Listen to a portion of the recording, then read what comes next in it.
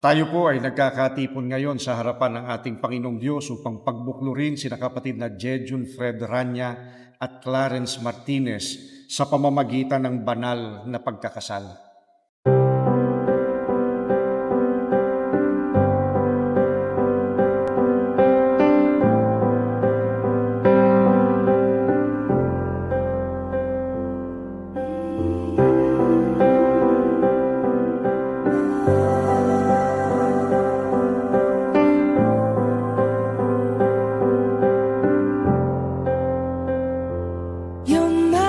Dahil dito'y iiwan ng lalaki ang kanyang ama at ina at makikisama sa kanyang asawa.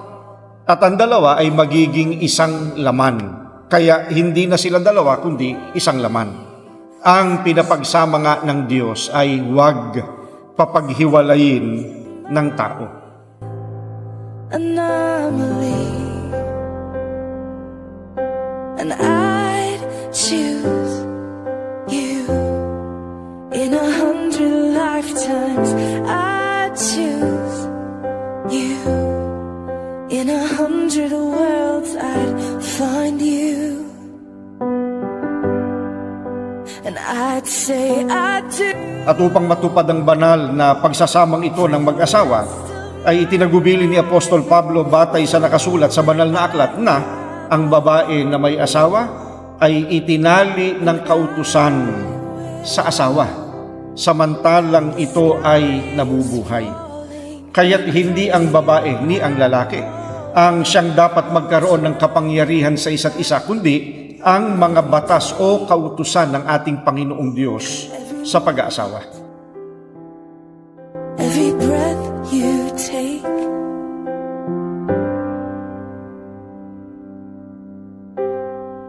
I choose you. Dapat mahalin ng mga lalaki ang kani-kanilang asawa tulad ng sarili nilang katawan. Ang lalaking nagmamahal sa kanyang asawa ay nagmamahal sa kanyang sarili. Walang taong namumuhi sa sarili niyang katawan, bagkus ito'y pinakakain at inaalagaan gaya ng ginagawa ni Kristo sa iglesia.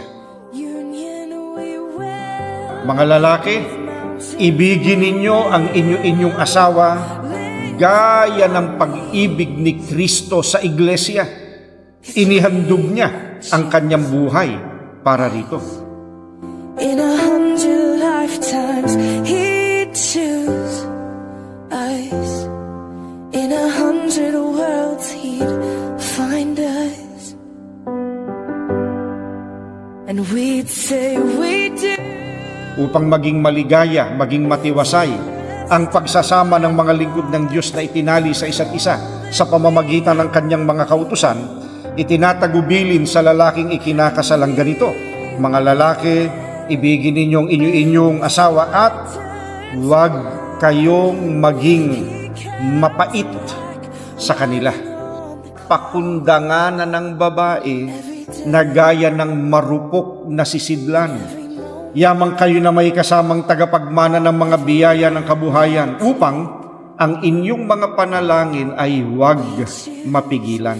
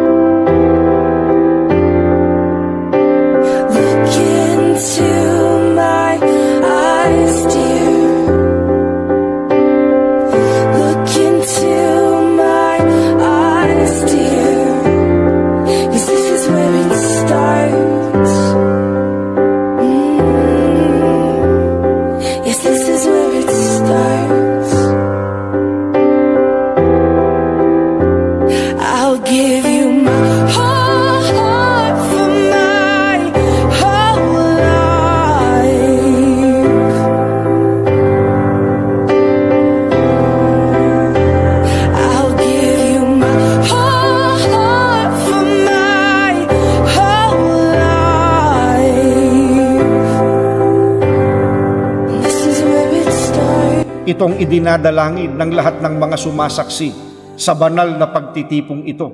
Natamuhin nawa ninyong dalawa ang masaganang pagpapala ng ating Panginoong Diyos. Kaya tinatanong ko kayo, kapatid na Jejun Fred Rania, kapatid na Clarence Martinez, tinatanggap ba ninyo ang mga kautosang ito ng ating Panginoong Diyos na maging tali at buklod ng inyong pagsasama bilang mag-asawa? Ano ang sagot ninyo? The sky is Nakatalaga ba kayo na ito'y sumpaan ngayon sa harapan ng Panginoong Diyos na maririnig ng inyong piling mga saksi at maging ng kapulungan ito? Ano ang sagot ninyo? every day. Mangyaring tumayo kayong ikinakasal, kapatid na Jejun, pakialalayan ng kapatid na Clarence. Kapatid na Jejun, pakitaas ang iyong kanang kamay. Kapatid na Jejun Fred Rania, taimtim ka bang sumasang-ayon sa harapan ng Diyos at nang nariritong mga saksi na kunin si kapatid na Clarence Martinez na maging iyong tunay na asawa? Na siya yung iibigin at pagpipitaganan, iyong pakamamahalin, maging sa kalusugan at sa karamdaman, sa kasaganaan at sa kahirapan, at iwan mo man ang iba ay mananatili ka sa Kanya habang kayong dalawa ay nabubuhay. Kung ang lahat ng mga kautosang ito na itinatali sa inyo ngayon ay buong ingat ninyong isasagawa, ang inyong pagsasama bilang mag-asawa ay magiging matagumpay, sapagkat tatamuhin ninyo ang mga pagpapala maging ang paglingap ng ating Panginoong Diyos. Gaya ng sinasabi sa mga awit ni David, mapalad ang bawat isa na natatakot sa Panginoon. Diringgin, ikaw at ako'y pagbubuklurin. Tayong dalawa sa harap ng Ama magiging isa.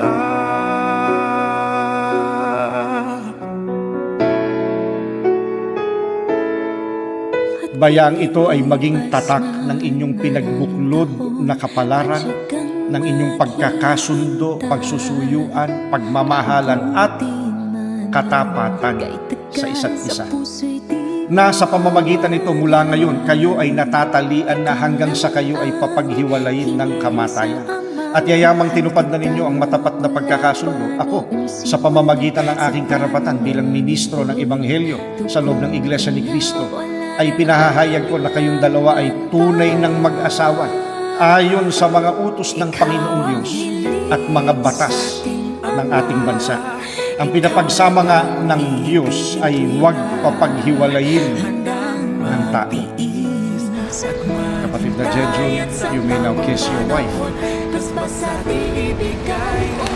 Asang diringgin, ikaw at ako'y pagbubuklurin. Tayong dalawa sa harap ng Ama.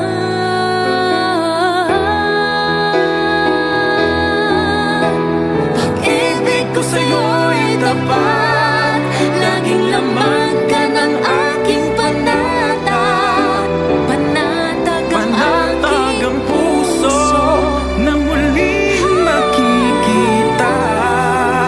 At sa habang buhay ay tayong dalawa.